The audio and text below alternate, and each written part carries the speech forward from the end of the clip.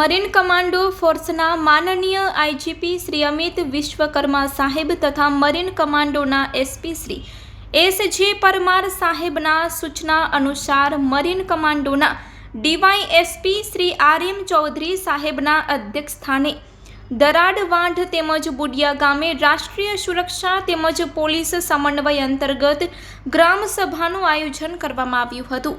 સમગ્ર આયોજન પશ્ચિમ Kutch police state IB SOG તેમજ મરીન કમાન્ડો ફોર્સના સંયુક્ત ઉપક્રમે કરવામાં આવ્યું હતું.